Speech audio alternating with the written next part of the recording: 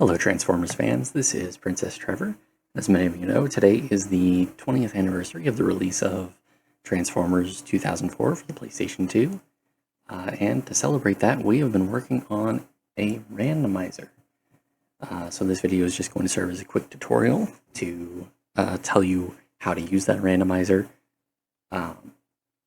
What I've got here is a folder, and that just has the Transformers 2004 file converter, which would be acquired from my website. That is the program that will do all of the randomizing. It's what will process all the files.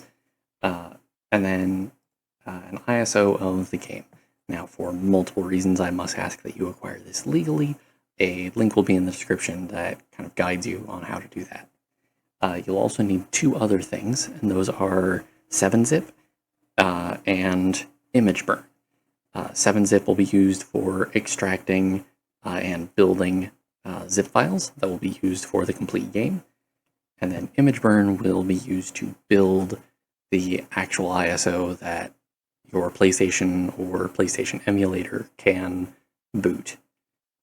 So if we go into this folder and load up the converter program, it'll look something like this. So what you'll want to do when you just have the ISO is you'll want to go to the build menu up here, unpack ISO, and we'll just go to that randomizer and select that ISO, and it will start unpacking it. So I've now told it to unpack the ISO, and if you go back to that folder, you'll see that it is extracting these files from the ISO. It doesn't really show you the progress on the main program, but you'll see them popping up in here. The first time that you run the program, you'll know it's done when it gives you a pop-up window, and that window will be asking you to locate 7-zip.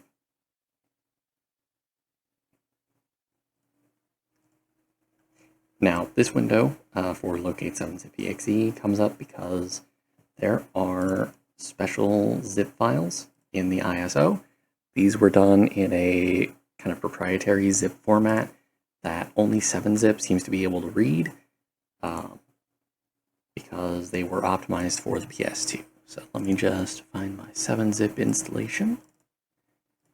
And you want to make sure that you use 7z.exe. That should be the only thing you're allowed to select, but any of the other exes that are in that folder won't work. You need specifically 7z.exe.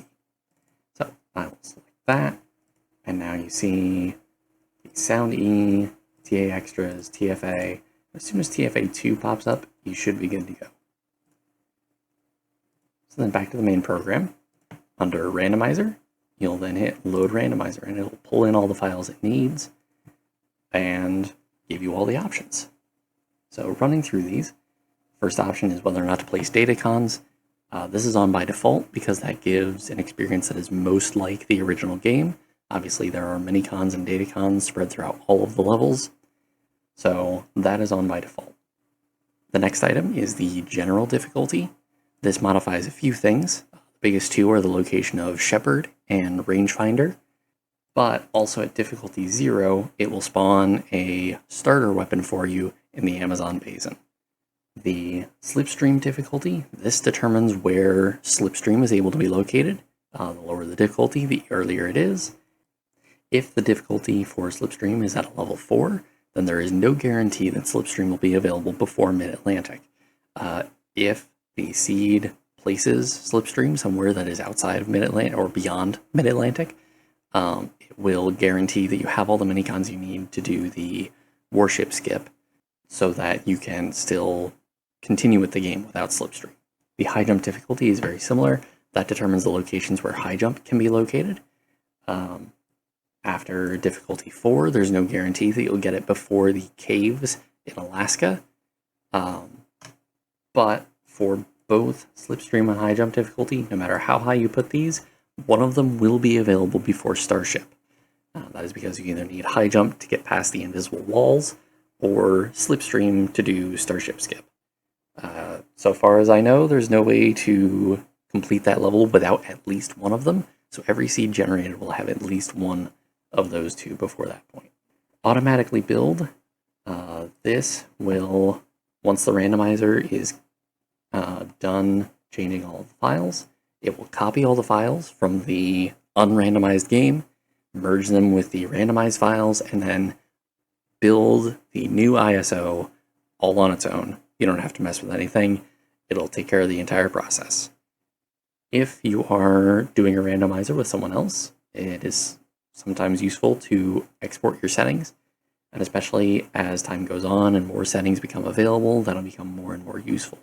So let's just put in a couple settings here, and then once you hit export settings, it'll show up down here in the program log, and you can just click on that and Control-C and Control-V to paste it here in the import box, and you can import those settings. The sliders won't change when you do that, but rest assured that the settings have been applied. Just don't move the settings around afterward.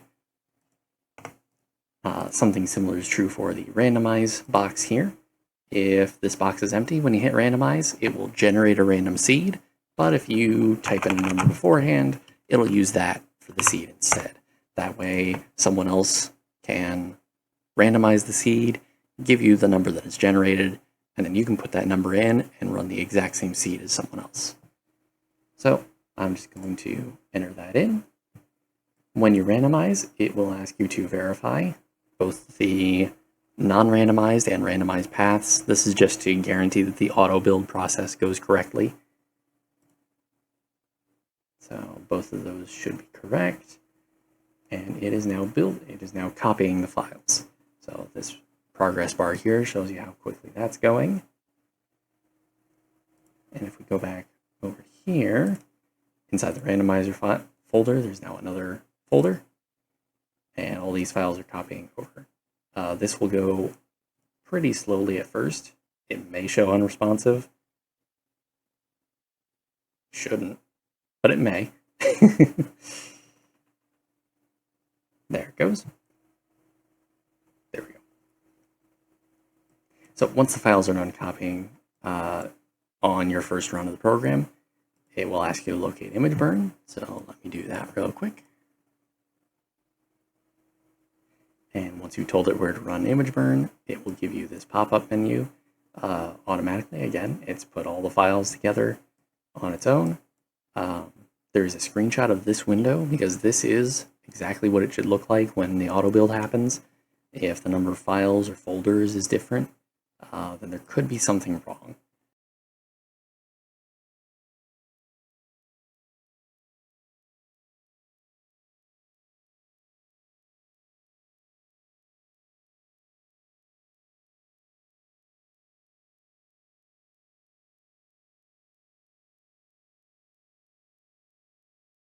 Now that that build process is done, we can close out of image burn and out of the randomizer program. And if you notice right here, we have our new ISO, named just like the first, but with rebuild at the end. You'll also notice in the randomizer folder, there is a spoilers file. We'll get to that in a little bit. So let's just pull up the emulator here and try out that ISO. So something to note about ISO files that are rebuilt from the TF04 file converter is that because 7-zip is not able to make the same proprietary zip format as the original game, this initial loading screen will be very slow compared to the actual disk. That's entirely because of those zip files, and it should only affect this loading screen. If you're on emulator, something you can do is if you hit tab, that will disable the frame limit, and it'll get you to the screen a little faster. So once you get to the title screen, you'll see the first major indicator that the randomizer actually did what it was supposed to do and didn't just rebuild a vanilla ISO. And that is this change logo on the title screen. So I'm just going to start up a new game here.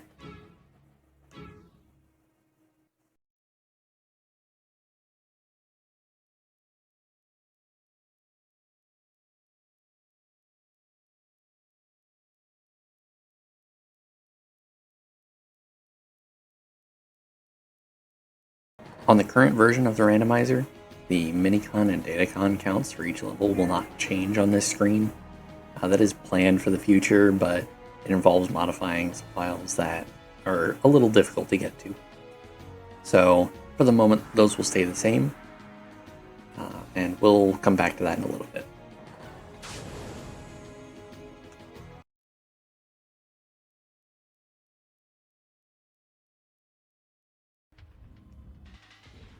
So once we load in, we get our second major indication that the randomizer worked, and that is a minicon at the starter location since the difficulty was set to 0.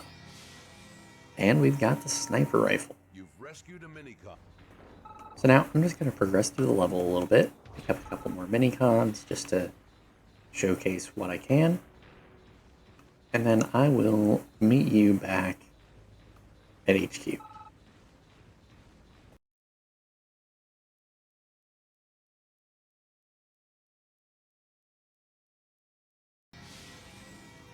Ooh, tough choice.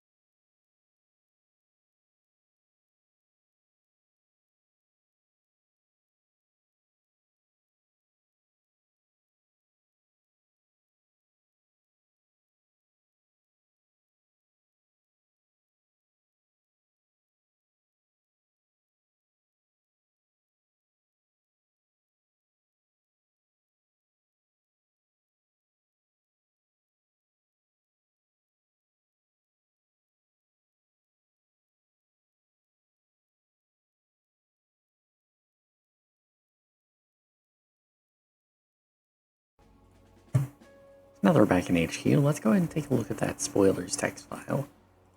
If we go into the randomizer folder and open that up, then we will see spoilers for the seed number.